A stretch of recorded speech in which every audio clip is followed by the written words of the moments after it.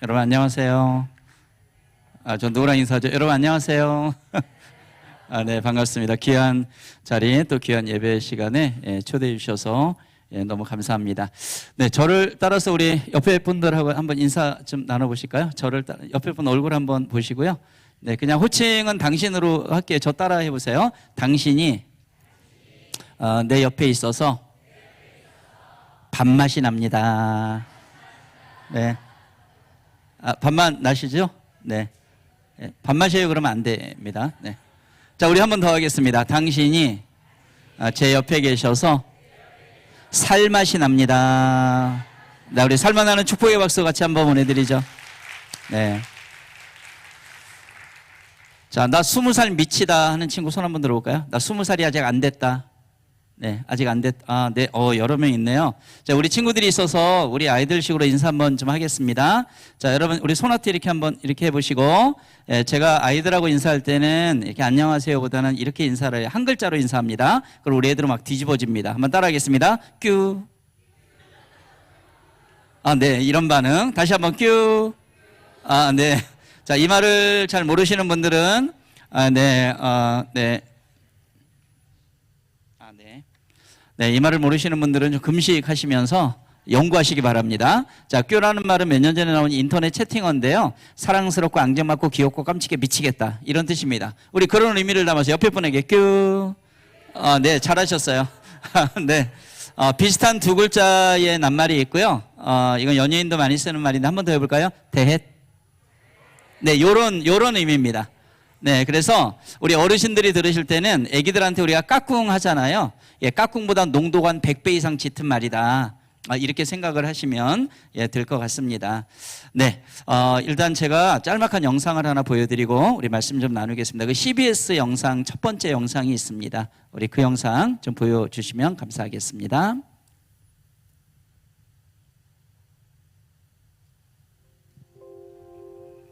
네, CBS 영상입니다.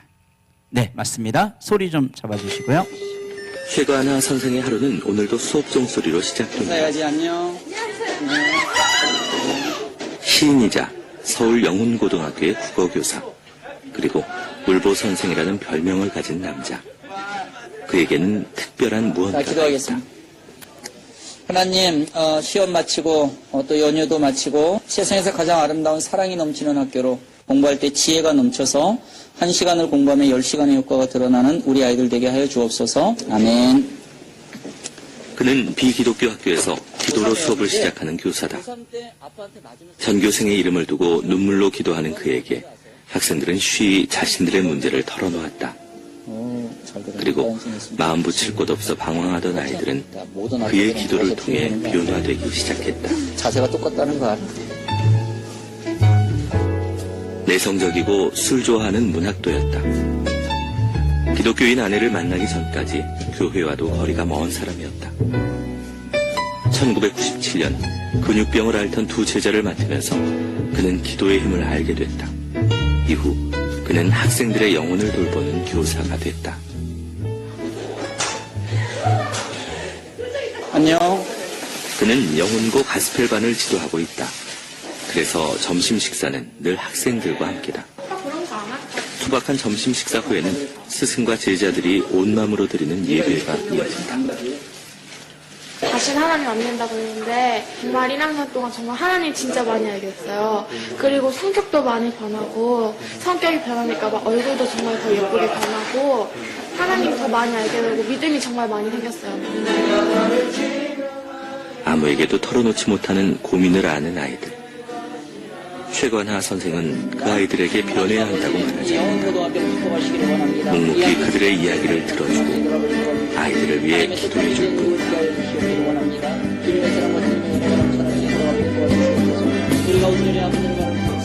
한 세대입니다. 우리 하나님 나라의 동역자라는 거예요. 그래서 우리 믿음의 어른들, 특히 우리들은요, 우리가 사역을 하면서 우리 아이들이 할 수 있도록 키워가는 것에 초점을 맞춰줘야 됩니다. 네, 감사합니다. 네, 화면 속에 저 사람이 저인 거 아시겠어요? 네, 예전에 제 모습부터 지금까지의 모습을 짧게 보여드렸습니다. 영상 속에 있었던 것처럼 저는 학교에서 아이들을 가르치는 국어 선생님으로 34년 동안 지내왔어요. 예, 그리고 비기독교 학교인 학교에서 우리 교회 나가는 이제 믿음 좋은 친구들이 있잖아요.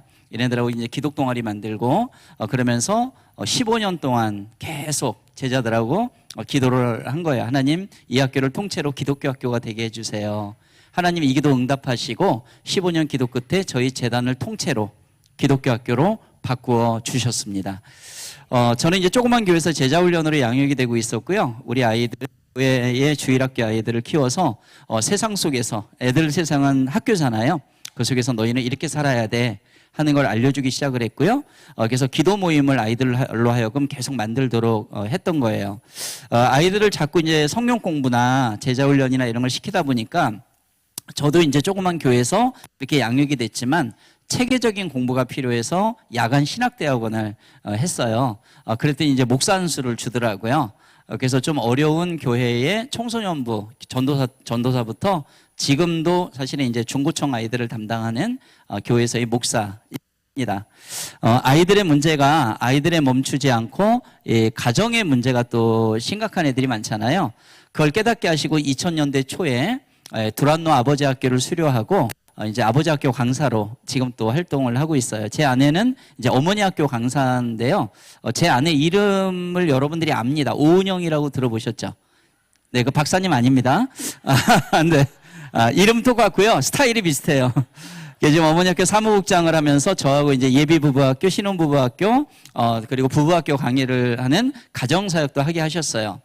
무슨 말씀을 먼저 드리고 싶냐면, 우리의 자녀 세대, 사실은 우리도 누군가의 자녀니까 포함이 되겠죠. 우리의 자녀 세대들을 볼 때에 교회의 아이, 학교의 아이, 가정의 아이 이렇게 국한 지어서 생각하면 안 된다는 이야기입니다. 뭐냐면 우리 아이들은요, 세 가지 공동체의 축 속에서 영향을 받으며 자라난다는 거예요. 그래서 우리는 입체적인 눈으로 아이들을 바라보는 눈이 필요하고 중요하다는 것입니다. 제가 기독교 학교가 아닌 곳에서 이렇게 교회 다니는 애들하고 막 기도하고 막 이래서 이제 기도학교가 됐잖아요. 기도학교가 되니까 이제 교목이라는 자리가 있잖아요. 제가 이제 자연스럽게 일대 교목이 된 거예요. 교목실에 이렇게 앉아 있는데 애들이 막 지나가면서 지네들끼리 막 떠들더라고요. 복도 막 지나가면서 야, 없던 게 생겼어. 야, 교장실, 교무실은 알겠는데 교목실이 뭐야? 그때 한 남자애가 아는 척을 하는 거야. 야, 이 자식아, 그것도 몰라? 교목실, 학교 나무를 보관하는 온실. 그래도 얘는 한자를 조금 뭐 아는 애 같아요. 학교의 통은 바뀌었는데 사람이 바뀌지 않은 거죠.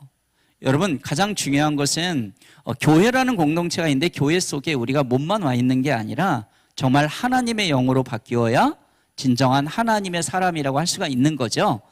그래서 거룩한 성도라는 그 이름이 바로 우리들처럼 하나님의 영으로 충만케 하소서 하는 그 기도 제목이 우리 아이들에게 계속해서 흘러가고 응답으로 나타나야 된다는 것입니다. 사실 저는 오늘 여러분들 선생님들도 계시고 학부모님들도 어린 우리 자녀들도 있는데요. 너무 기쁜 마음으로 왔습니다. 오래전에 우리 최효진 목사님 뵀었고 또 마음속으로 존경하고 있었고 또 그런데 오랜만에 또 이 구미 땅에 와서 여러분들을 만난다는 기쁨이 있었는데요. 더 큰 기쁨은 무엇이냐면 대화 중에 여러분들 교회가 참 열심히 하고 그리고 선생님들, 성도님들 모두 또 우리 직분자들 뿐만 아니라 우리 어린아이들도 참 잘 따라온다라는 말을 듣고 너무너무 기뻤어요. 예, 그래서 하나님께서 저에게 주신 마음, 저는 이렇게 이론적인 말씀과 강의로 끝나는 사람이 아니라 그 비기독교 학교 그리고 조그만 교회에서 신앙생활을 했을 때부터의 실제적인 교사로서 그리고 전도사로서 목사로서 아빠로서 이런 이야기들을 이 세 번에 걸쳐서 나누려고 합니다. 사실은 오늘부터 시작되는 이 말씀이 내일과 모레 교회와 가정과 학교의 세 가지 이야기가 시리즈로 진행이 될 거예요. 그래서 내일과 모레도 선생님 아니신 분들, 현재 아니신 분들도 함께 오시면 너무 좋고 우리 자녀들 특히 함께 오셔도 너무 좋겠다는 생각을 합니다. 사실 저는 저희 집안은 예수를 믿는 사람이 단 한 명도 없었어요. 요즘 애들 말로 하면 일도 없죠. 저희 고향은 충청도 공주라는 데 아세요? 공주인데요. 할아버지 5형제가 계셨는데 다 술 퍼먹다 돌아가셨어요. 뭐냐면 완전 대대로 알코올 중독 집안이고, 저희 할아버지가 네 번째 할아버지인데 외동아들을 한 명 두셨는데 저희 아버지세요. 19살에 장가를 보냈는데 뽀송뽀송한 엄마가 시집을 오니까 할머니가 결혼시켜 놓고 이제 질투하신 거예요. 하나밖에 없는 내 아들을 저 여자애가 뺏어갔어. 그래갖고 눈꼴셔서 못 보겠다. 어제까지 내가 데리고 잤는데 오늘부터 젊은 여자랑 자니까 서울로 이사를 와가지고 할아버지 할머니가 저하고 누나를 따로 키웠어요. 여동생 남동생은 아빠 엄마가 따로 키웠어요. 저는 5학년 때 할머니가 암으로 돌아가실 때까지 부모님의 사랑을 받지 못하고 자랐어요. 여러분들 아세요? 부모님의 사랑을 제때 제 나이에 맞게 받지 못한 자녀들의 특징이 있어요. 그건 뭐냐 하면 자존감이 낮아져요. 세상에 나가서 커가며 당당하게 외치며 살아가기가 너무나 힘든 그런 아이로 자라나게 되거든요. 사실은 우리의 아이들은 잘못이 없어요. 부모님이 어떻게 했느냐에 따라서 그 영향을 받으며 자라고 있다는 것이죠. 극히 내성적이었던 저희 아버지는 술만 드시면 이렇게 좀 획 도시는 분들 있잖아요. 그리고 굉장히 폭력성도 보이시고요. 한 번은 제가 할머니 집에 이렇게 누워 잠을 자고 있는데 아버지가 술이 이만큼 취해서 그때 무척 귀했던 과일을 한 다발 사가지고 할머니 집에 오셨어요. 여러분 옛날에 제일 비쌌던 과일이 뭔지 아세요? 예, 바나나라는 사실 아시는 분들은 연세가 좀 있으신 분들입니다. 요즘 애들은 바나나 다 싼 걸로 알고 진짜 싸요, 그죠? 그런데 저희가 자랄 때는 1년에 한 번 먹을까 말까 한 고급 과일이 바나나였어요. 근데 아버지가 그거를 사가지고 제 머리맡에 던져두고요. 저를 막 흔들어 깨워요. 그리고 술 취한 상태에서 뜬모를 얘기를 20-30분 동안 하고 가는 그 아버지, 그분의 뒷모습을 제가 보면서 속으로 이렇게 외쳤어요. 저 아저씨는 누구지? 저는 저희 원뿔이 저희 아버지가 너무 싫었어요. 그런데 여러분 아세요? 어떤 싫어하는 사람을 자꾸 생각하게 되면 그 사람하고 닮아간다는 말이 있고요. 정말 죽이고 증오하는 미움의 대상을 자꾸 생각하게 되면 그 인간하고 똑같아진다는 말이 있죠. 이걸 거꾸로 적용하게 되면 우리가 믿는 예수 그리스도, 사랑이신 하나님을 자꾸 묵상하게 되면 하나님의 형상을 닮아가게 된다는 것이죠. 제가 커가면서 아버지를 닮아가는데 일단 외모가 아버지를 닮았어요. 예, 저희 아버지가 이마가 넓으세요. 예, 그리고 빛이 막 나가고요. 네, 웃는 분들은 다 저처럼 될지어다. 네, 아멘. 목소리가 아버지 닮았어요. 여러분 제 목소리 괜찮아요? 네, 여러분들 귀가 아주 고급입니다.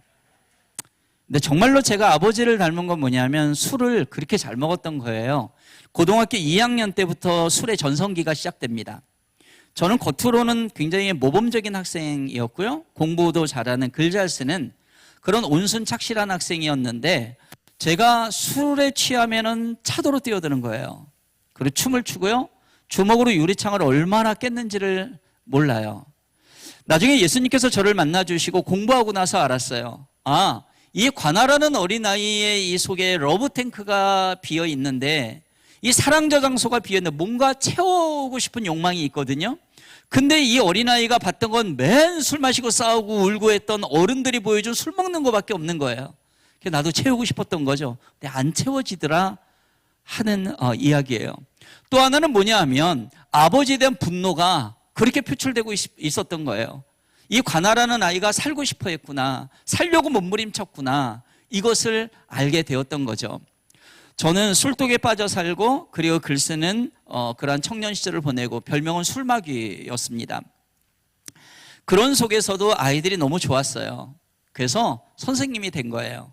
27살 때 첫 직장에서 아이들을 가르치고 또 술독에 빠져 살고 이러고 살고 있는데 그 학교에서 지금의 아내를 만나요. 아내는 영어 선생님으로 부임해 와요. 저 29살, 제 아내 24살. 만난 지 3개월 만에 눈이 맞아서 7개월 후에 결혼을 합니다. 그런데 저희 집안하고는 너무나 다르게 제 아내 집구석이 아니라 제 아내 집안은요 5대째 기독교 집안이에요. 여러분 5대째면 외국 선교사가 복음을 들고 들어올 때부터 예수님을 믿었던 속칭 아주 영빨이 막강한 집안의 장녀. 저희 장모님이 목사님이세요. 처남도 지금 이름만 대면 알만한 교회 담임 목사예요. 그 집에 제가 결혼하겠다고 인사를 하러 갔더니 온통 가족이 사자가 너무 많아요. 목사, 전도사, 권사, 집사. 우리 애들은 가끔 이런 집은 좀 힘들어 하더라고요. 근데 그때 제가 내세울 건 교사, 이거 하나밖에 없었던 거죠. 당시에 전도사님이셨던 저희 장모님께서는 기도의 어머니셨어요. 정말 기도를 많이 하신 분이거든요. 근데 문제가 생긴 거예요. 여러분, 저와 여러분들이 정말 기도하는 사람들이라면은요, 어떤 문제가 발생했을 때 가만히 있지 않죠. 한숨만 짓고 있지 않는단 말이에요. 뭐예요? 골방으로 들어가죠. 교회로 가죠. 어딘가 가서 하나님, 이게 무슨 일입니까?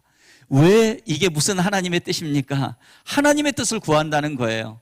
저희 장모님 조용히 진포다리 싸가지고 기도원에 일주일 금식기도 올라가십니다. 기도 제목 하나, 하나님, 어디서 이상한 남자애가 하나 왔습니다. 이 아이가 제 사위가 맞습니까? 하나님이 기도 가운데 응답 주셨어요. 네 사위 맞다? 빨리 하산해라. 내려와서 약혼 결혼에 들어간 겁니다. 저는 하나님을 전혀 몰랐지만 제가 아내를 참 사랑했어요. 그래서 사랑하는 아내의 그 하나님을 제가 만나고 싶었는데 그게 잘 안 되더라고요.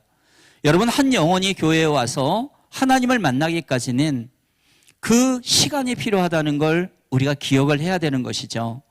저는 그걸 모르고 양다리 신앙인의 생활을 5년 동안 교회와 그리고 세상을 왔다 갔다 하는 그런 신앙생활을 하고 있었습니다. 근데 여러분 좀 이상하지 않아요? 제 아내는 저랑 너무 다르게 5대째 기독교 집안의 딸이면 모태신앙 아니에요. 이 집은요, 밤 10시만 되면 매일 집에서 가정예배를, 매일 가정예배를 드리는 그런 집안이거든요. 그럼 제 아내는 저를 만났을 때 교회 청년부에서 임원도 하고요. 그럼 믿음 좋은 청년 아닙니까? 여러 가지를 다 할 수 있는. 근데 어떻게 저를 남편감으로 선택할 수가 있었을까요? 그건 우리가 조금만 생각해 보면 알 수가 있습니다. 제 아내는 교회는 굉장히 익숙한 장소에 믿음 생활하고 있었지만 저를 만났을 그 당시에 속칭 영빨이 완전히 떨어져 있었어요. 그러니까 교회는 너무 습관적이고 익숙한 곳이에요. 그러니까 저를 바라보는 눈빛이 영적인 눈으로 봐야 되는데 세상적인 눈으로 보니까 보는 눈빛이 어때요? 보암직도 하고 먹음직도 했던 거죠. 여러분이 이런 결혼 생활은 사실은 순탄하지가 않죠.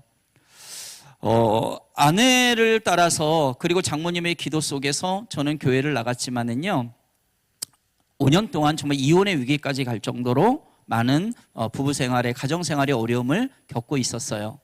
그러던 무렵에 영훈고등학교라는 서울 강북구 미아동에 있는 학교에서 저를 건너오라고 합니다. 영훈고는 제가 나온 모교예요. 사립의 모교니까 제 은사님들이 계셨고 저는 너무 좋았어요. 모교에서 근무를 하니까요. 그런데 고등학교 1학년 남학생 담임을 맡았는데 2명의 제자아이가 루게릭병에 걸려서 19을 못 넘기고 죽는다는 거예요. 한 아이는 저를 만났을 때 손가락 5가락 중에 3가락의 세포가 이미 죽어 있었고 그 아이의 허벅지는 우리의 팔뚝 정도로 이미 가늘어져 있던 거예요. 여러분, 저는 진짜 아이들을 사랑해서 선생님 됐는데요. 그 당시에 그 아이들을 만났을 때 제가 가지고 있던 국어 지식이나 제 사랑법이나 제 노하우나 그 어떤 것으로도 이 아이를 살릴 수 없다는 걸 깨달았을 때는 너무 심한 자괴감에 시달렸던 거예요. 그래서 맨날 술 마시고 어떻게 하면 좋아 이러는데 제 아내가 어느 날 얘기를 하더라고요. 제 아내는 본연의 믿음을 가진 자매 아니겠어요? 여보, 그렇게 울지만 말고 새벽 기도를 가봐. 새벽 기도는 응답이 100%가 아니야, 200%야. 저는 그 무렵에 영락교에서 결혼을 하고 지금 살고 있는 서대문구 연희동의 조그만 합동측 교회인데요. 옥하는 목사님의 제자 목사님으로부터 3년 평신도 제자 훈련을 받았어요. 저희는 다 합해서 한 100여 명 정도 되는 교회였기 때문에 작았고 목사님은, 목회자는 담임 목사님 1명, 장로님 3명 이렇게만 있어서 저희 평신도들을 키워서 목회자급으로 만들었어요. 그래서 3년 제자 훈련, 3년 사역자 훈련, 이게 6년을 훈련을 이제 받았거든요. 그리고 교회 부서를 우리에게 맡겨주신 거예요. 직분은 간사라는 직분으로요. 제 아내는 중고등부 간사를 맡았고 저는 청년부 간사를 맡으면서 양다리였지만 하여튼 그런 속에서 이제 지내고 있었거든요. 근데 루게릭병 애들을 만나게 된 거예요. 새벽 기도 가서 얘네들 살려달라고, 하나님 계시면 만나달라고 얼마나 울면서 기도를 했는지를 몰라요. 그때 너무너무 울면서 기도하다가 어느 날 아침에 잠을 자고 눈을 떴는데 쌍꺼풀이 없던 제 눈에 쌍꺼풀이 생겨버렸습니다. 그리고 별명이 울보 선생이 됐어요. 근데 정말로 변화가 된 거는 이 쌍꺼풀보다도 눈물의 의미가 바뀌더라는 것입니다. 여러분, 우리가 지내다 보면 여러 가지 상황으로 또 속썩이는 어떤 대상들 때문에 좌절과 한탄과 분노와 짜증의 눈물이 나올 때가 있잖아요. 그런데 그 모든 것들을 가지고 하나님 앞에 올려놓고 하나님 하면서 눈물의 기도를 드릴 때 이 눈물은 소망의 눈물로 바뀌더라는 거예요. 이 눈물이 성경 속에서 있었던 놀라운 기적 같은 일들이 펼쳐질 것 같다는 확신의 눈물로 바뀌더라는 것입니다. 여러분, 저와 여러분들에게는 이 눈물이 있어야 될 줄로 믿습니다. 3년 동안 기도하던 중에 이 아이들이 저희 교회에 등록합니다. 그리고 자기 자식을 포기했던 부모님들이 저희 교회에 와서 함께 기도합니다. 얘네들은 예수님을 영접했고요. 학교에서는 매일매일 아무 데서나 한 번씩은 꼭 얘네들을 기도했어요. 그리고 수능 끝난 그해 겨울방학, 하나님께서는 이 아이들에게 놀라운 은혜를 베풀어 주셨습니다. 이 두 학생의 병이 멈추고 건강이 회복된 것입니다. 주 예수를 믿으라, 그러면 너와 네 집이 구원을 얻으리라. 이 말씀을 통해서 이 아이들의 아픔을 통해서 이 가정을 통째로 구원해 주셨다는 사실입니다. 근데 여러분, 정말로 변화된 사람은 누굽니까? 이 아이들을 통해서 정말로 변화된 건 바로 저였어요. 이 아이들은 저에게 예수님처럼 다가온 것이죠. 단순하게 세상 지식만 가르치고 대학만 잘 보내는 교사가 아니라 우리 아이들의 영을 보고 이 아이들의 아픔을 보고 기도하는 교사로 저를 불러주셨다는 것입니다. 여러분, 저를 한번 따라해 주시겠어요? 예수님께서 나를 부르셨습니다. 여러분, 저와 여러분들을 구약시대가 아닌 신약시대가 아닌 지금 이 시대의 저와 여러분들을 주님께서 부르셨습니다. 특히 여러분들은 구미 동부교회에 부르셨어요. 부르신 것은 하나님이시고요. 거기에는 하나님의 후회하심이 없다라고 여러분 아까 찬양으로 고백을 했습니다. 결국 하나님의 부르심에는 계획이 있고 그 계획은 미션이라는 것입니다. 한번 따라해 보시겠어요? 예수님께서 나에게 사명을 주셨습니다. 자, 콜링 가운데는 분명한 미션이 있어요. 자, 모세를 보십시오. 구약시대 모세는 40세 때 살인자가 됐어요. 80세 때에 바로 목동으로 낮아진 자가 됐을 때 꺼지지 않는 불꽃으로 주 하나님께서 만나주십니다. 그리고 애굽에 갇혀있는 이스라엘 백성들을 탈출시키는 출애굽의 사명자로 변화시켜 사용하셨지요.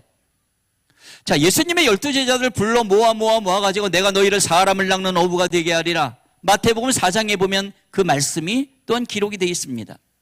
사도 바울이라고 하는 사람 여러분 잘 아시죠? 예수님의 제자들을 핍박하던 이 바울 어떻게 했습니까? 다메섹 거리에서 예수님 만나주시면서 육적인 눈은 닫혔지만은 영적인 눈을 열게 하시면서 예수님을 위해서 순교하기까지 예수님의 사명자로 살다가 갔다는 사실입니다. 이것처럼 이 시대에도 저와 여러분들을 주님께서 사명자로 남겨두셨다는 것을 꼭 기억하시기 바랍니다. 그렇게 여러분들을 부르셨고요. 그렇게 여러분들을 믿음의 부모로, 믿음의 교사로, 믿음의 자녀들로 부르셨다는 것입니다. 이 부르심의 의미를 깨닫는 것은 매우 중요합니다. 왜냐하면 이것은 정체성과 연결되기 때문에 그렇다는 것이죠. 여러분, 제 말이 좀 빠른가요? 괜찮으세요? 네, 그럼 좀 더 빨리? 그건 아니고요. 동부교회 늘 말씀 들을 때 그 특징을 제가 알겠네요. 말씀 들으실 때 숨을 안 쉬시네요. 그리고 집중도가 굉장히 훈련이 눈 뜨고 주무시는 거 아니시죠? 저는 그 딸이 둘이 있고 물론 아내는 한 명이죠. 이렇게 세 여자랑 같이 살고 있는데요. 루게리병 애들을 붙잡고 막 1년 남짓 막 기도하는데 너무 힘들 때였어요. 애들 쓰러지고 자빠지고 막 그럴 때였기 때문에요. 응급실로 막 뛰고 막 그랬었거든요. 근데 둘째 딸아이 다빈이라는 아이가 태어났는데 태어난 지 2달 정도 된 애가 숨을 쉬면 뱃속에서 막 이상한 소리 막 이러더라고요. 얘는 또 왜 이래? 얘를 데리고 서울역 뒤에 있는 아동병원으로 뛰어갔는데 기관지 천식 폐렴합병증으로 가래가 목구멍, 코를 꽉 막고 있는 거예요. 병원에 가면 수증기 나오는 네브라이저 있죠? 갖다 대고 등쳐주고 뽑아내는 기계가 있는데 너무 갓난 애기들은 이걸 잘못 뽑아내면 창자가 딸려 나올 수 있대요. 의사 선생님께서 빨아주래요. 여러분 사람 코 빨아보셨어요? 제가 달려들어서 이 아이의 코를 2년 동안 빨고 뱉고 가끔 애기들 물렁코 있잖아요. 그건 또 마시기도 하고 딱딱한 코는 씹히기도 하고.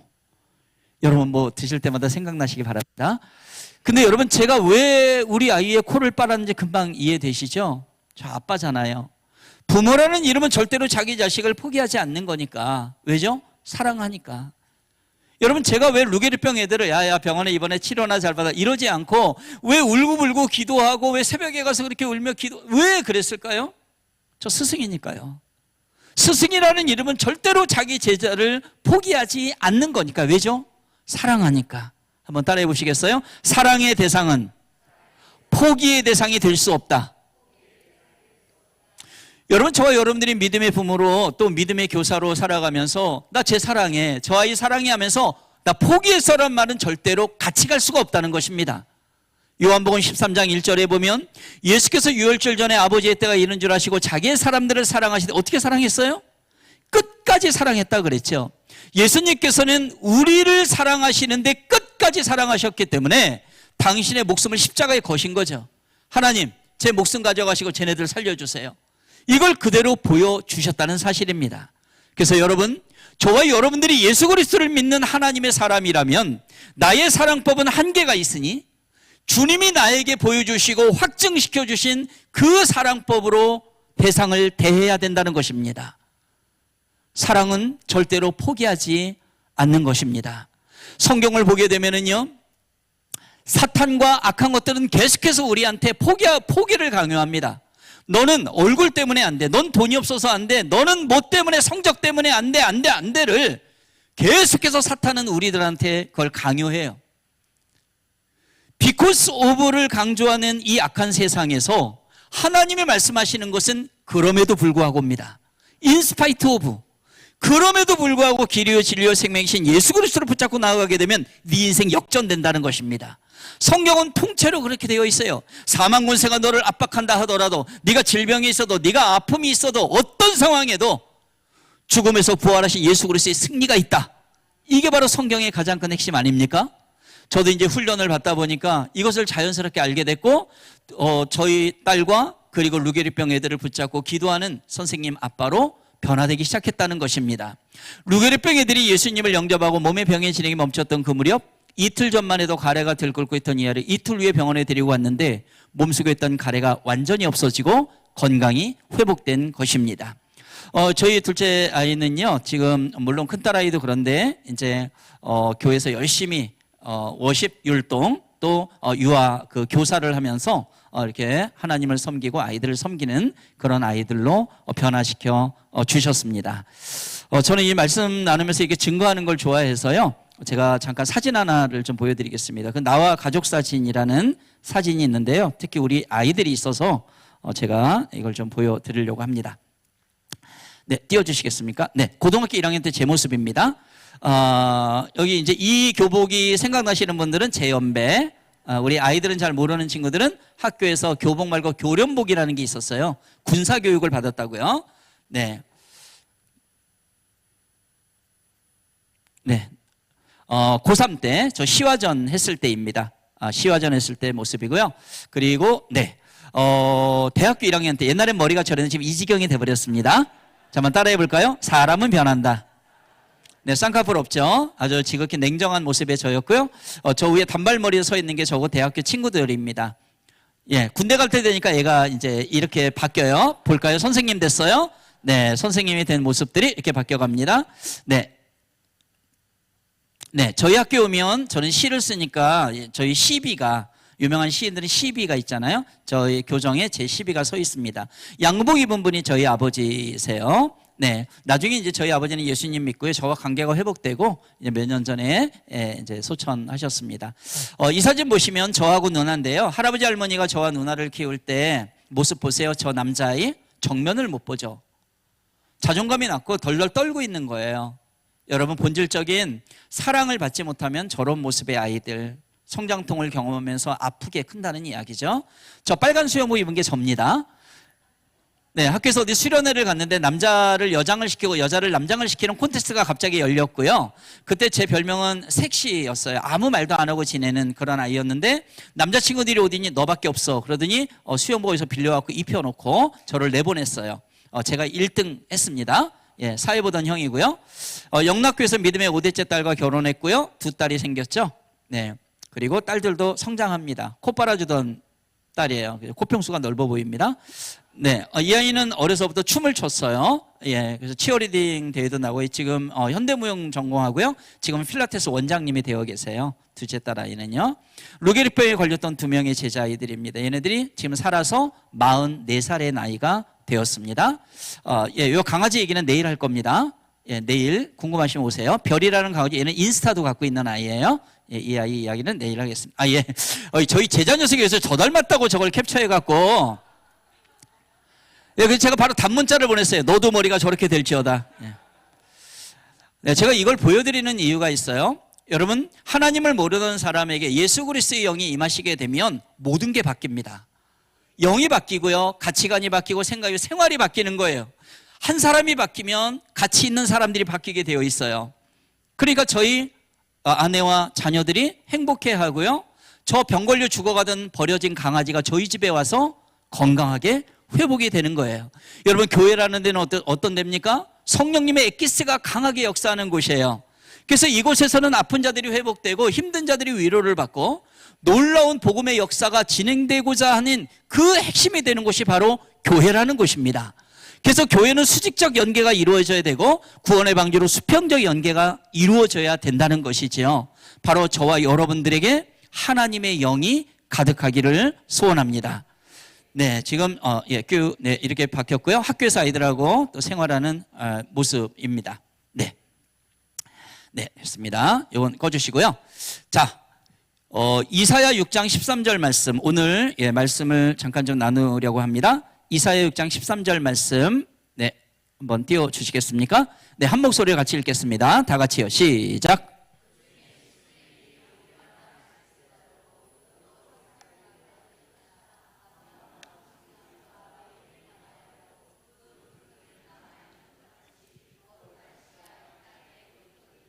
아멘. 네, 나중에 여러분들 이사야 6장 1절에 13절까지를 한번 이렇게 한 번 더 묵상해 보시기를 바랍니다.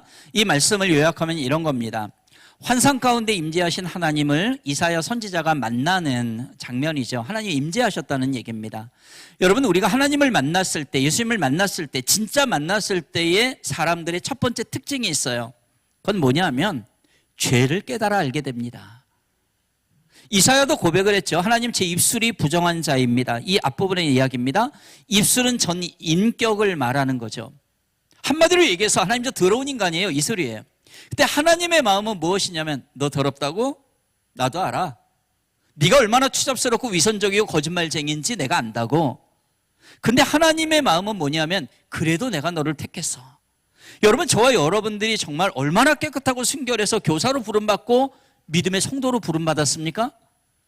사실 우리는 우리를 알거든요.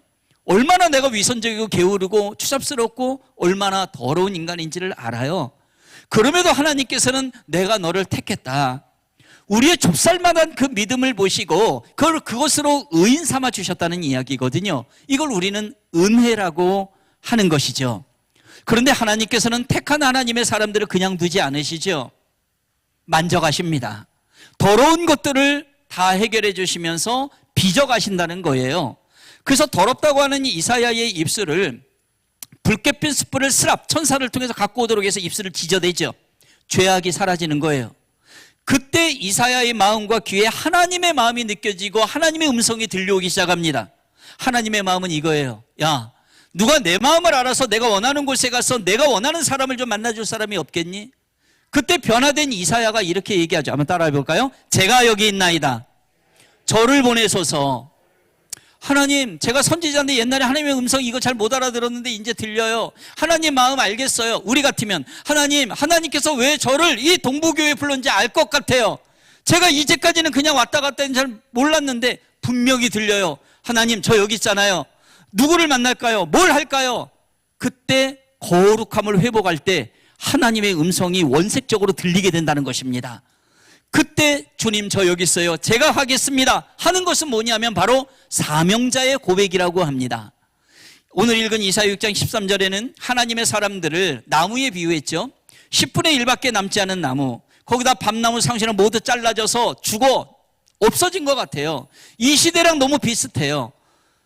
교회가 뭐 50% 이상이 주일학교가 없어지고 문 닫고 막 이런 얘기들, 애들은 안 낳고 막 이런, 정말 물론 그렇습니다. 그런 상황이 발생하지만 그렇다고 우리가 한숨만 짓고 있는 게 아니라 하나님의 시각으로 보게 되면 하나님께서는 예수 그리스도가 다시 오실 때까지 하나님의 사람들을 꼭 남겨두셨다는 사실입니다.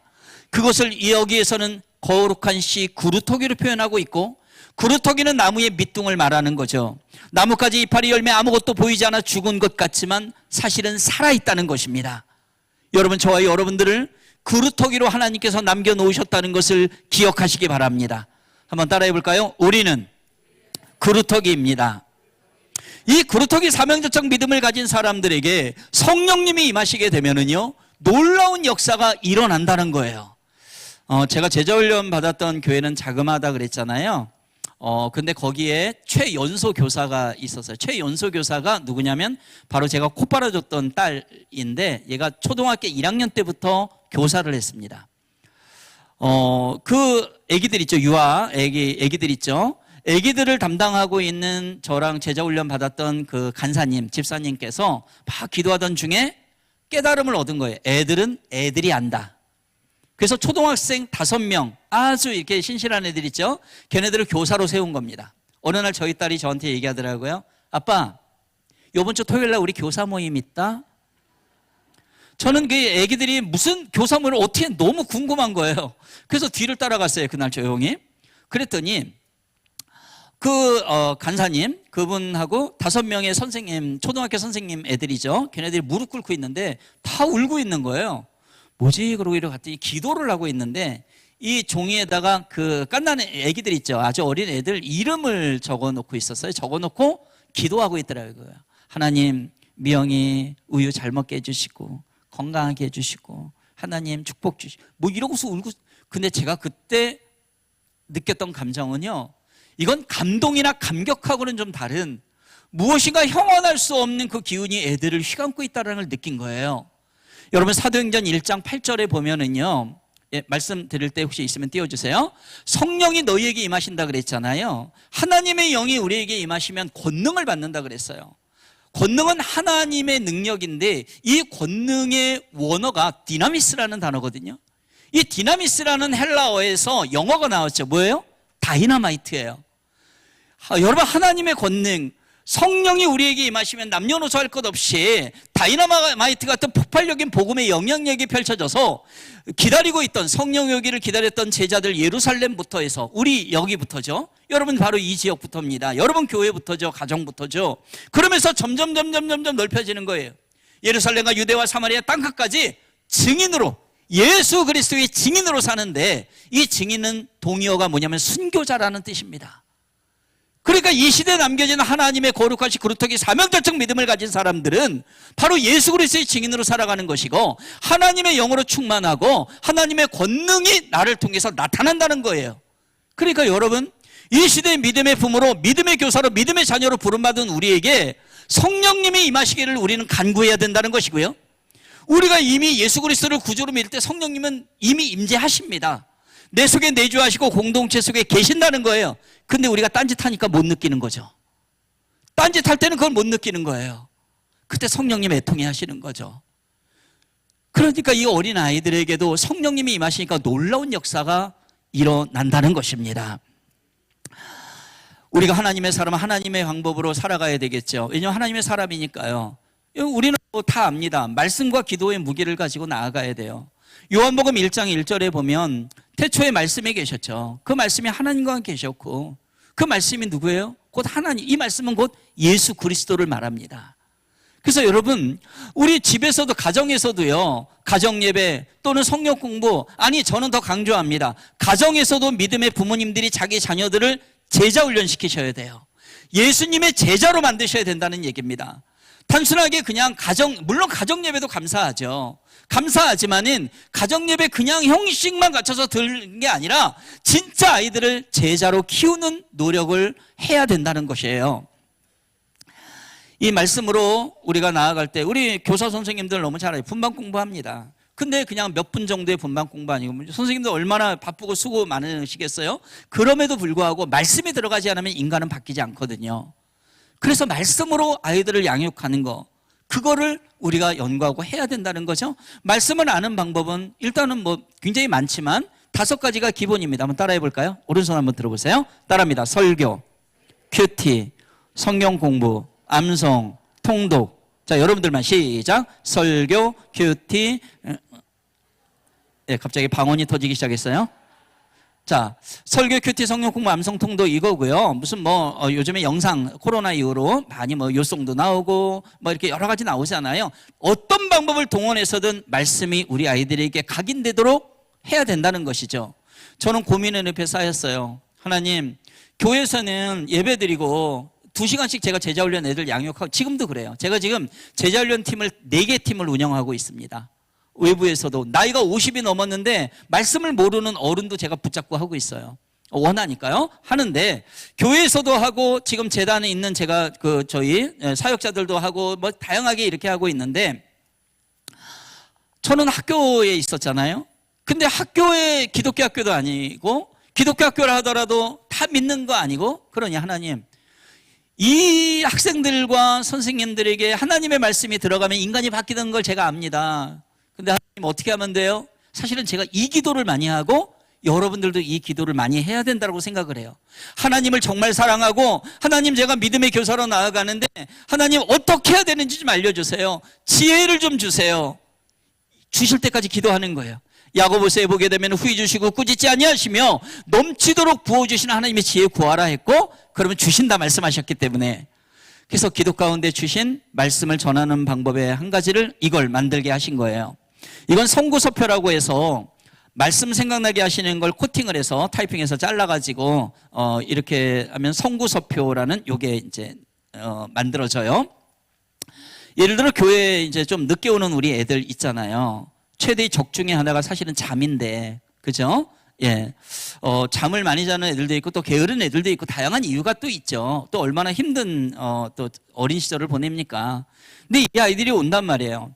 제가 예전에 섬겼던 교회에서 좀 규모가 있는 교회인데 청소년 한 5, 60명 정도 있고 그리고 교사 선생님들은 고등부만 10명 정도 있었어요. 꼭 늦게 오는 애들이 있다. 막내 선생님한테 뭐라고 하지 말고 옆방으로 데리고 가고 왜 좀 확인하고 이거 꼭 말씀 하나 뽑아서 선물로 갖고 가라고 해라. 교회 와서 그냥 맨날 간식만 먹고 가지 말고 말씀 한 절이라도 먹고 가라고 이렇게 해서 하고 꼭 손 붙들고 기도해 주라 그랬어요. 근데 저는 이제 예배를 인도하고 있는데 영식이라는 남자애가 늦게 온 거예요. 그대로 한 거예요. 이 선생님이 대학생 청년 선생님이 옆방으로 데려 왜 늦었니? 자며 그래 뽑아. 그리고 기도를 했는데 나중에 제가 이 선생님이 이렇게 기도했다는 사실을 듣고 정말 칭찬을 많이 해줬습니다. 이 선생님이 어떻게 기도를 했냐면요. 하나님 늦었지만 우리 영식이 예배자리 불러주신 거 감사합니다. 근데 하나님 이제 저희 예배 순서가 남은 게 광고하고 축도만 남았습니다. 하나님 광고를 통해서도 영식이가 예수님 꼭 만나게 해주세요. 축도를 통해서도 주님 꼭 만나주세요. 이렇게 하면서 진심으로 기도를 한 거예요. 여러분 교회는요 하나님의 놀라운 은혜가 임하는 곳이에요. 그래서 광고를 통해서도 예수님 만날 수 있는 거예요. 축도를 아니 그것뿐만 아니라 저와 여러분들이 예수 그리스도의 영으로 가득하게 되면은요 이것에 처음 오시는 분들이 우리를 통해서 예수님을 발견하게 되는 곳이 교회라는 곳입니다. 그리고 우리가 바깥에 나가면 움직이는 교회로 그 영향력을 발휘하게 된다는 거예요. 그래서 여러분 이 말씀을 이거로 이게 정말 제가 몇만 장을 얼마나 잘랐는지를 몰라요. 자르면 손가락도 자르고 막 이런 어려움도 있었지만은요. 예를 들어 복도 이제 뛰어다니면 막 쌍욕하는 애들이 있거든요. 너 이리 와봐. 선생님 왜요? 욕했지. 네, 뽑아. 벌칙이야. 그럼 애가 이제 집에 가기 전에 외워서 검사 받고요. 선물이야 가지고 책갈피로 써. 손 붙들고 기도하고 막 이래요. 애들이 이제 학교 같으면 식당에서 이제 밥 먹고 있잖아요. 이제 밥 먹고 있으면 출구에 딱 서 있어요. 그러면 이제 이걸 딱 들고 한 손에는 말씀을 들고 한 손에는 이제 간식을 들고 있죠. 애들은 왜냐하면 영적 양식과 육적 양식을 동시에 줘야 되거든요. 이게 없으면 안 되거든요. 그런데 육적 양식은 뭘 주냐면 일단 OS를 줍니다. 그래서 달라 그러면 그냥 안 주고 꼭 따라하도록 해요. 여러분 한번 따라해 보시겠어요? OES. 그 OES 뭐예요? OES가 되는 거죠. 자, 또 뭘 달라고 하냐면 또 이제 마이쮸를 들고 있어요. 따라합니다. 마이쮸 뭐예요? 마이주. 자, 두 가지 다 달래요. 따라합니다. 오마이쮸. 오 나의 주님. 그래서 어떤 아이는 저 불교인데요. 그러면 아멘. 근데 학교는 그 다음날 또 만나니까. 근데 이 한 장의 말씀이 그 아이의 인생을 바꾸더라는 이야기입니다. 여러분, 우리가 기도하며 성령의 능력에 힘입어서 이렇게 하나님의 지혜로 만드는 모든 것들 하나하나를 통해서 하나님은 복음의 도구로 사용해 주신다는 것입니다. 여러분, 이따가 영상 하나 더 볼 텐데 그때 돌릴 때 여러분 하나씩 뽑아가시고 혹시 생각나는 분들 있으면 더 뽑아가셔도 좋습니다. 저는 또 코팅해서 자르면 되니까. 네, 하여튼 말씀 조금만 더 나누도록. 잠시만요. 한잔하고. 네.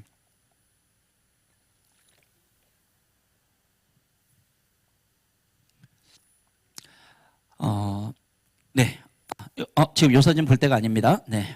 아무것도 아닙니다, 아직. 네. 아직 영상 볼 때가 아닙니다. 네. 저 누구랑 얘기하고 있습니까, 여러분? 네. 네. 또 하나의 무기는 뭐냐면 바로 기도의 무기입니다. 우리 애들이 기도를 못 한다고요? 그건 뭐냐 하면 우리가 훈련을 잘 안 시키기 때문에 그렇습니다. 여러분, 교회는 하나님 앞에 예배드리고 그리고 예수님의 군사로 훈련시키는 곳이잖아요. 우리도 마찬가지입니다. 제가 이제 교회에서 아이들 이제 분반 모임 이렇게 하면 선생님들한테 주문한 게 뭐냐면 꼭 끝날 때 손 붙들으십시오. 그리고 선생님이 기도를 하면 따라하도록 하십시오. 특히 여러분 이번에 코로나로 다 끊어졌잖아요. 맥이 끊어졌다고요. 그래서 처음부터 시작을 해야 돼요. 그래서 손을 붙들고 기도하면 나를 따라해라. 하나님, 제가 하나님의 사람입니다. 하나님께 저를 사용하실 줄, 저를 만나주신 줄 믿습니다. 이렇게 따라하도록 하는 기도를 매주 하잖아요. 그러면 어느 날 선생님께서 얘들아 우리 이 기도 제목 가지고 우리 합심해서 한번 같이 기도해보자. 그러면 애들이 입술이 움직이는 걸 발견하게 됩니다. 교회는 훈련시키는 곳이에요. 그래서 하나하나 아이들을 점검하고 그리고 따라하도록 하는 것은 매우 중요합니다. 따라하도록 하라는 얘기는 무엇이죠? 선생님들이, 믿음의 부모님들이 먼저 그렇게 사셔야 된다는 이야기죠. 여기 믿음의 가장 아빠, 남편분들 계시죠? 가정의 영적 제사장은 아빠입니다. 엄마가 믿음이 더 좋아도 질서상으로 봤을 때는 여자의 머리는 남자의 머리는 그리스도라 해서 섬기는 그리스도의 그 영을 가장 많이 받고 행하는 사람은 아빠예요. 그래서 하루에 한 번이라도 자기의 자녀와 아내를 위해서 축복 기도하지 않는 아빠들은 직무유기입니다. 일주일에 한 번씩 교회 오는 아이를 한 번이라도 붙잡고 기도해 주지 않는 선생님이 계시다면 그건 직무유기예요. 자, 이것만이 아니라 주중에도 아이들에게 전화로 기도해 주고 그리고 항상 문자로 톡으로 또는 요즘에 인스타를 통하여서 메시지를 보내주고 하는 이러한 노력이 저와 여러분들에게 굉장히 중요하고 필요하다는 것입니다. 제가 그 PPT 가운데 아이들의 언어와 트렌드 PPT 있거든요. 그거 한번 좀 띄워주시면 좋겠습니다. 네. 이거 하나씩 열어야 되는데 한꺼번에 다 열어버리셨네요. 네. 그냥 이렇게 뜨나요? 네. 원래는 이제 하나씩 맞춰가는 건데 그냥 확 떠버렸네요. 자, 준말이에요. 아이들의 언어죠? 자, 여기서 파란 글씨만 보고 여러분들이 몇 개 정도 아나 한번 생각을 해보세요. 예, 답이 일단 다 떴지만 네, 한번 보시기 바랍니다. 아이들은 이제 이런 언어를 이제 다시 답을 다 공개하고 우리가 평상시에 시험을 볼 때 이렇게 본다면 얼마나 좋겠습니까? 그렇죠? 네, 그러나 여러분들은 아마 기억을 잘 못하실 거라고 생각을 해서 한번 보겠습니다. 자, 버정 뭐죠? 네, 버스 정류장. 네, 남아서 공부해. 다 외워서 엄카 아시죠? 오저치고. 네, 오늘 저녁 치킨고. 자, 안모, 반모, 반말 모두 킹정 킹마드. 사실 이것도 몇 년 전의 거예요. 그리고 안무랑궁 안 물어봤어. 자, 어쩔 TV 어쩌라고 가서 TV나 봐. 이게 몇 년 전 거거든요. 네, 그쵸? 자, 그런데 그 다음 거를 제가 볼게요. 우리 아이들을 만나다 보면 아이들의 모습은 지금 파란 글씨예요. 근데 아이들이 왜 이럴까 할 때 왜는 속마음이거든요. 그쵸? 자, 먼저 물어도 잘 대답하지 않는 아이들이 있거든요. 얘네들의 속마음은 뭐냐면 무슨 말을 어떻게 해야 될지 잘 모르겠어요. 무기력한 애들 있죠. 마치 케첩에 절은 양배추처럼 푹 처져 있는 애들, 물에 푹 젖은 송 같은 애들, 얘네들 왜 그럴까요? 저 왜 해야 되는지 모르겠어요. 냉소적인 비웃는 애들이 있어요. 얘는 뭐예요? 자신이 없다고요. 만사가 귀찮아요? 해야 할 일이 너무 많아요. 짜증내요. 좀만 기다려 주세요. 자기 주장만 내세워요. 제 생각 존중받고 싶어요. 잠수 타요? 모든 게 두려워요. 게임과 아이돌에 빠져 있어요. 마음 둘 곳이 없어요. 여러분, 우리는 지금 이 파란 글씨를 보고서 아이들을 보거든요. 그러니까 속이 터지는 거예요. 왜 저러는 거예요? 왜 저러는 거야? 이러잖아요. 근데 왜 저러는지 아는 것은 누구냐면 하나님이십니다. 하나님은 이 붉은 글씨의 내용을 알고 계시는 거예요. 그래서 여러분, 우리의 기도의 방향이 어때요? 이 아이들을 탓하거나 아이들을 보고 한숨 짓는 우리가 아니라, 하나님 아시잖아요. 저 아이 왜 저러는지 알게 해주세요. 그러고 저 기도합니다. 그러는 마음, 하나님이 알고 계시는 그 마음을 우리가 받아야 된다는 겁니다. 얼마나 많은 기도가 필요하겠습니까? 제가 우리 아이들의 그 다음 세대를 이렇게 정리를 했어요. 자, 트렌드를 보니까 얘네들은 문자, 글말 이런 식으로 말씀 전에 얘네는 벌써 피곤해합니다. 근데 얘네 영상 디지털 시대죠. AI랑 노는 시대라고요. 쟤네들은요. 재미가 있어야 돼요. 유익해요, 좋아요 얘기해도 재미없으면 애들은 흥미 안 난다는 얘기입니다. 지금 이 시대 아들은. 그리고 자신과 관련 없는 얘기하면 재미없어 해요. 그리고 감성적, 직관적이고요. 전통형식 파괴하고요. 자기중심, 인권, 인본 등등 하는데 7번을 보면 지금 이 시대 아이들의 특징은 뭐냐면 옳고 그름으로 판단하는 게 아니라 좋고 싫음으로 판단을 하고 있어요. 하도 그냥 좋아요를 눌러서 그런지 모르겠어요. 근데 여러분 잘 생각해봐요. 성경은 어떻게 돼 있습니까? 옳다 그르다로 돼 있거든요. 이거 옳은 거야, 이거 잘못된 거야, 분명하게 절충은 없어요. 성경은 그렇습니다. 그래서 여러분, 다른 건 다 양보해도 하나님의 말씀에 대해서는 양보할 수가 없는 거예요. 그리고 이 아이들 거꾸로 생각해 보세요. 이 아이들 교회 가기 싫어, 예배 드리기 싫어, 이게 아니라 하나님, 이 아이들이 예배 드리는 걸 좋아하게 해 주십시오. 하나님, 이 아이들이 기도하는 것을 정말 기쁘게 생각하게 해 주십시오. 하나님이 그 아이들의 마음을 움직인다면 나 예배 드리고 싶어요. 나 학교에서, 캠퍼스에서, 나 유치원에서, 초등학교에서 예배 드리고 싶어요. 이렇게 아이들이 움직인다면 이건 얼마나 놀랍고 기쁜 일입니까? 근데 하나님은 그 일을 행하신다는 거예요. 제가 이걸 증거해 드리려고 합니다. 남은 시간 조금 남았지만 제가 조금만 더 말씀을 드리겠습니다. 자, 됐습니다. 저희 영훈학교가 기독교 학교가 됐어요. 2000년도 초에 5명의 아이들이 학교 앞에 교회를 빌려서 일주일에 2번씩 예배를 드리는 애들이 있었는데 만납니다. 하나님이 만나게 하신 거죠. 비기독교 학교 기독교를 핍박하는 분위기의 학교 분위기였어요. 근데 이 아이들은 크고 작은 교회에서 훈련받은 애들이었어요. 그루터기였다고요. 그래서 얘네들을 만나서 어떤 기도하니? 학교 안에서 기도하고 싶어요. 그래? 들어가자. 선생님이니까 음악실 문 따준 겁니다. 그리고 학생들이 등교하기 30분 전에 일찍 와서 매주 월요일마다 학교와 나라와 민족과 학급과 교회와 가정 뭐 등등을 위해서 막 아무것도 준비된 건 없지만 이 건반 피아노 치는 애 하나 해가지고서 찬양부로 30분씩 일주일에 한 번씩 기도하기 시작한 거예요. 희한한 일이 발생합니다. 당시에 고등학교 교장은 아주 독실한 불교신자, 배불뚝이의 대머리, 환갑이 훨씬 지난 할아버지, 아침잠이 없어요. 그럼 우리가 기도하고 있다는 걸 알 텐데 알면 당장 난리쳐도 우리를 안 불러요. 희한하다. 애들은 애들을 전도합니다. 이 5명의 애들이 일찍 와서 기도하고 교실 가니까 친구 애들이 물어보는 거야. 야, 너 요즘 왜 이렇게 일찍 오냐? 나 기도하러 오는데. 야, 무슨 기도? 너 위해서 자식아, 너 지옥 가면 어떡하냐? 너 위해서 맨날 기도한다 이 자식아. 야, 나도 어렸을 때 교회 나갔었는데 나도 갈까? 와. 삽시간에 한 달 만에 20명이 넘는 애들이 모인 거예요. 여러분, 가장 좋은 전도지는 사람입니다.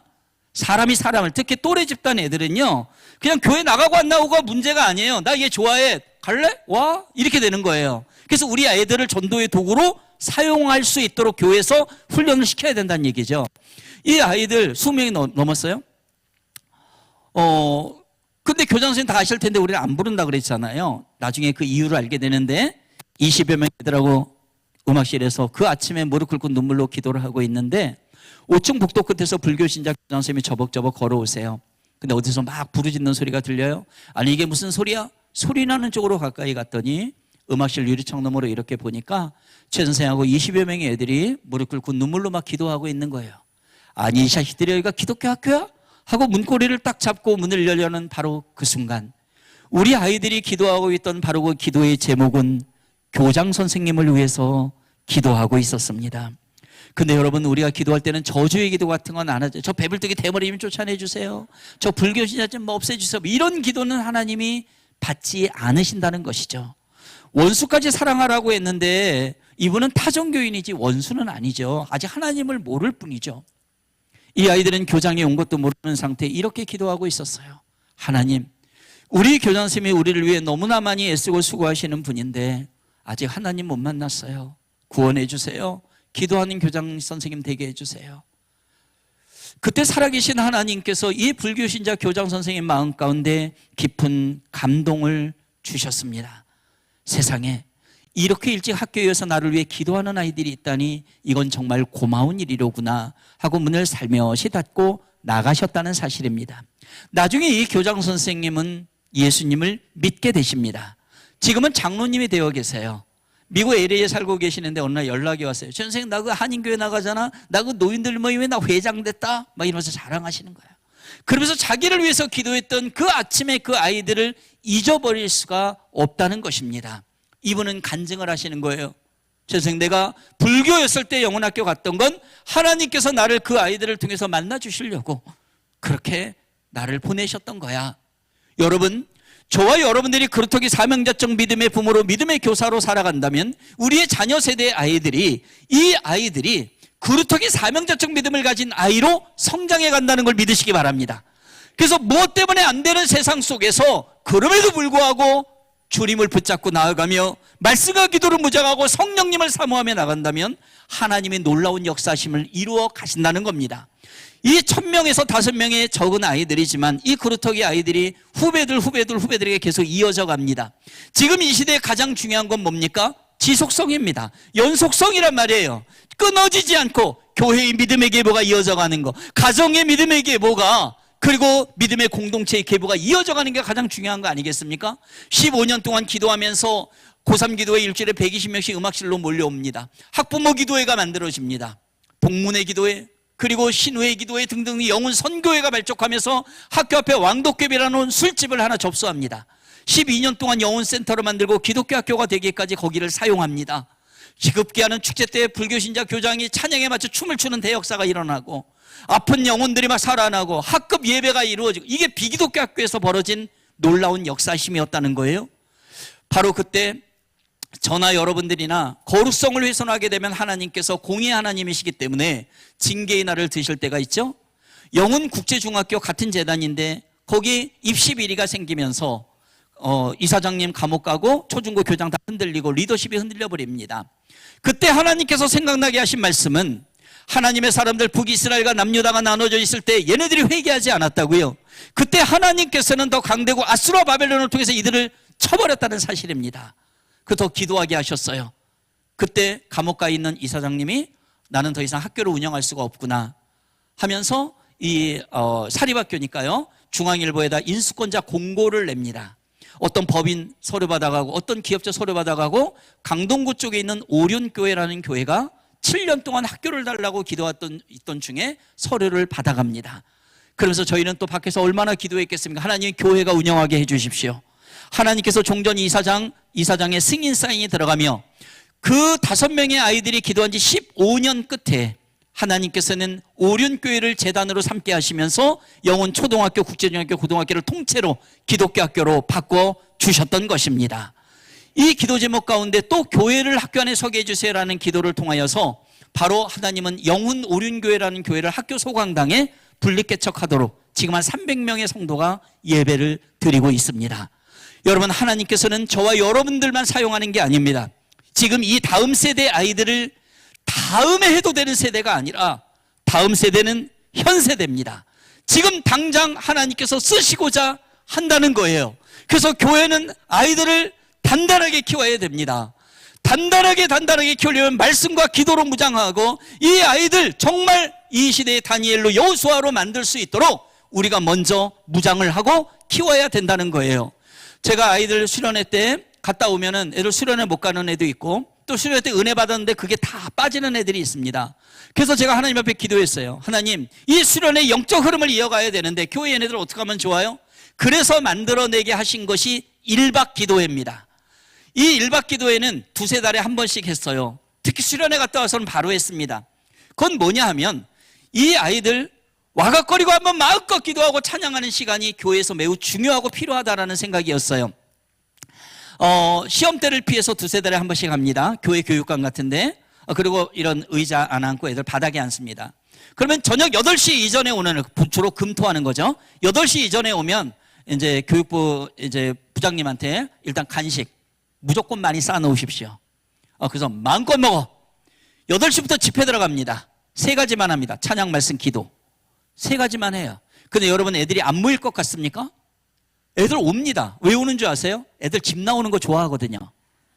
그리고 지네 또래 집 다니까 좀 예배 좀 드리고 놀겠지 뭐 먹고 놀아야지 막 이러고 옵니다.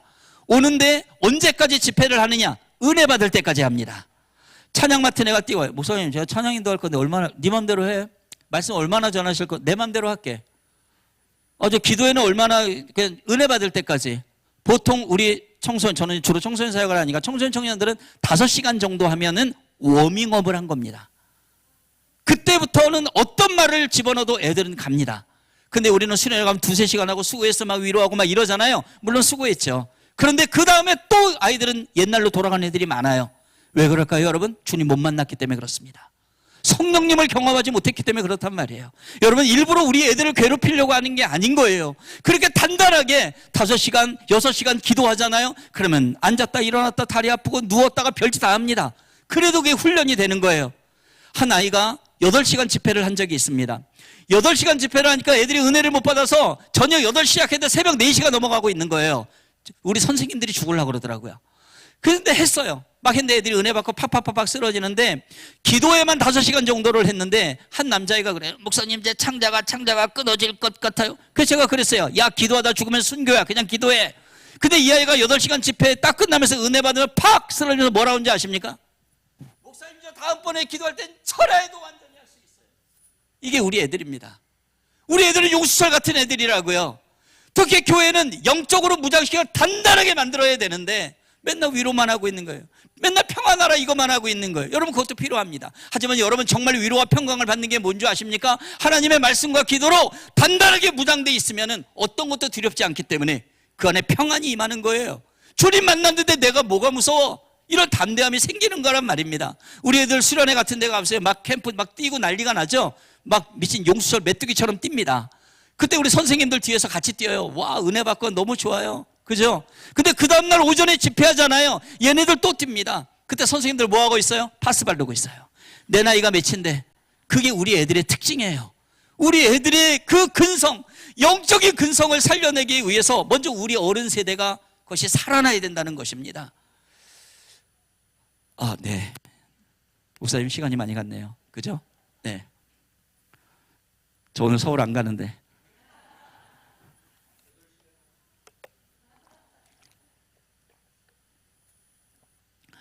네. 내일 모레 또 있으니까 네, 마지막 말씀만 하나 드릴게요. 우리 어른들이 좀 계셔서 이 말씀은 좀 드리도록 하겠습니다. 요 말씀 갈피는 일단 나가실 때 하나씩 뽑아 가시도록 그렇게 하시면 좋겠습니다. 다른 말씀은 아니고요.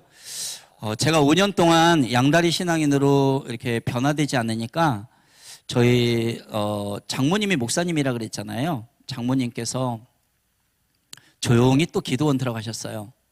근데 저는 목사님이시니까 조그만 교회 목회하셨어요. 한 20-30명 되는 조그만 교회고 20년 동안 목회하셨고 인도 나갈랜드 선교하셨거든요.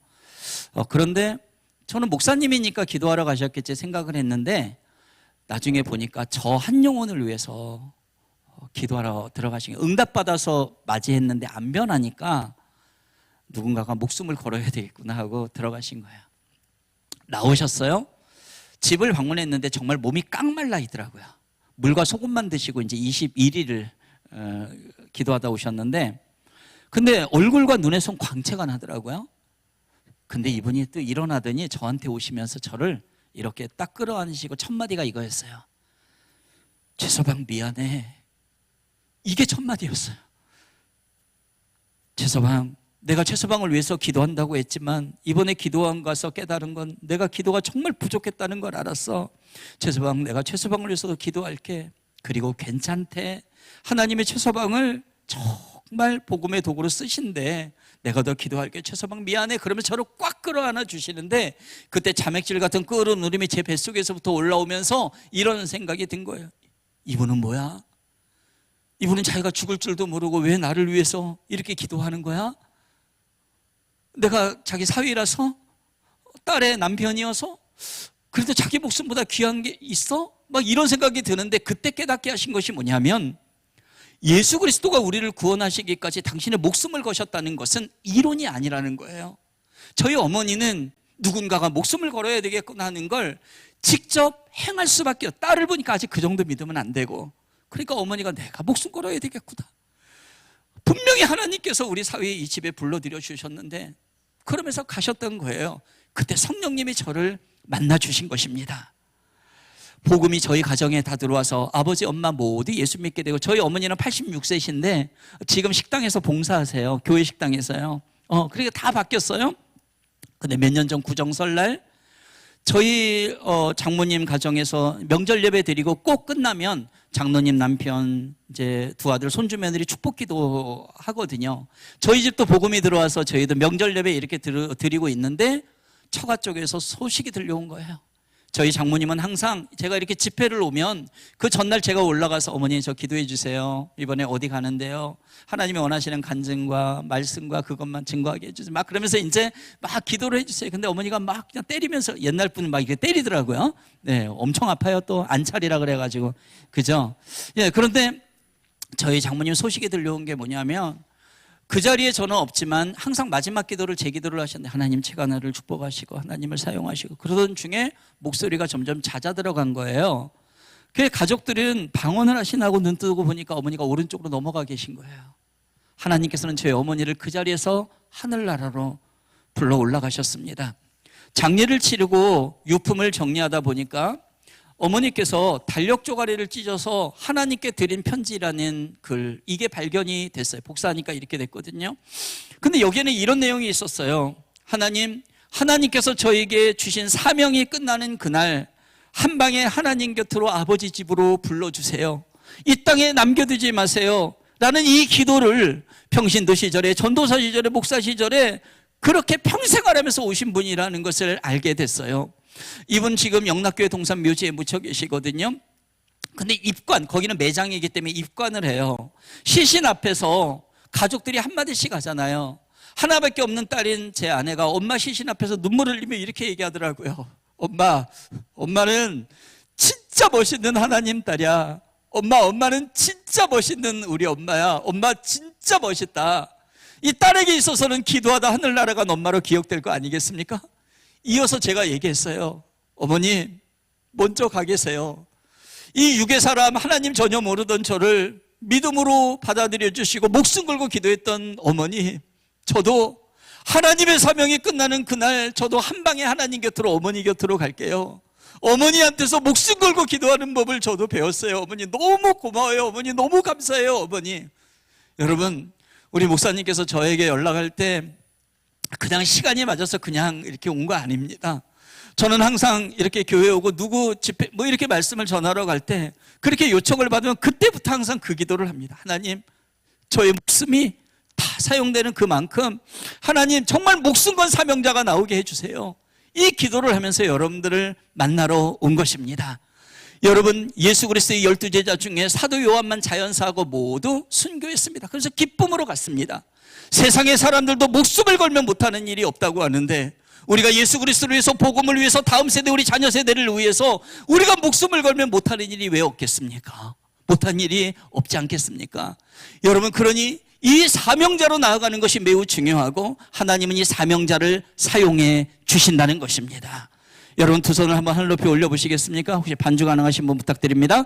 예, 눈을 좀 감으시고 한번 저를 따라 하시기 바랍니다. 사명이 생명보다 강합니다.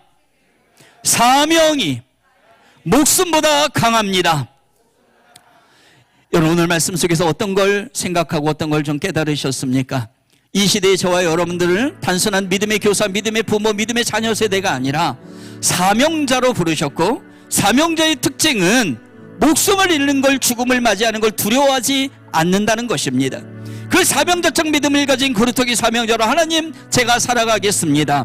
바로 말씀과 기도를 무장하고 성령님의 임하심을 기대하며 주님 기도를 쉬지 않고 나아가겠습니다. 하나님 붙들어 주시옵소서, 역사하여 주시옵소서. 이 시간에 우리 주님의 이름을 한번 부르며 합심해서 기도하겠습니다. 주여